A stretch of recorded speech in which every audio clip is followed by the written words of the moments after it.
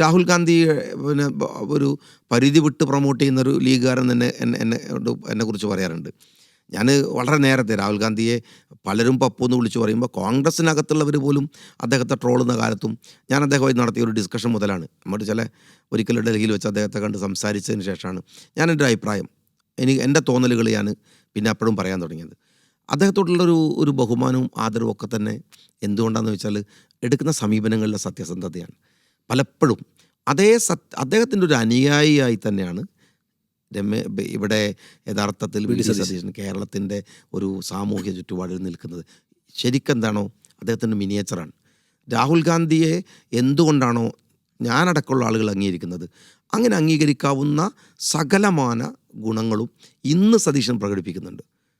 അതുകൊണ്ട് തന്നെയാണ് സതീശൻ്റെ കൂടെ ആ കാര്യത്തിൽ ഉറച്ചു നിൽക്കുന്നത്. എന്ന് വെച്ചാൽ ഞാനതിൻ്റെ ഒരു തുടർച്ച ഉറപ്പാക്കാൻ ചോദിച്ചത് ഏപ്രിൽ മെയ് മാസങ്ങൾക്ക് ശേഷവും ആ നായകത്വത്തിൻ്റെ തുടർച്ച ലീഗിലെ ആളുകൾ ആഗ്രഹിക്കുന്നുണ്ടോന്നാണ്.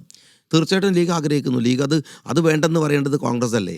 ഞങ്ങൾ തീർച്ചയായിട്ടും അവർ നിന്നിരിക്കുന്ന പ്രതിപക്ഷ നേതാവിൻ്റെ കൂടെ തന്നെയാണ് ഞങ്ങൾ നിൽക്കുന്നത്. അത് പിന്നെ നിങ്ങൾ ഉദ്ദേശിക്കുന്നത് എനിക്ക് മനസ്സിലാവുന്നുണ്ട്. തെരഞ്ഞെടുപ്പ് ചുറ്റുപാട് ഒരു കാര്യം ഉറപ്പാണ്, സതീശൻ എടുക്കുന്ന നിലപാടുകളോടൊപ്പം നിൽക്കുന്ന നിലപാടുകളാണ് കേരളത്തിൻ്റെ ആ കാലത്തും UDF നയിക്കേണ്ടത്. അത് ആരെന്നുള്ളത് അവർ തീരുമാനിക്കണം. ഞാൻ അവരുടെ ഉള്ളിലേക്ക് കിടക്കുന്നത് ശരിയല്ലല്ലോ. പക്ഷേ ഈ നിലപാടുകൾ ഉണ്ടാവണം.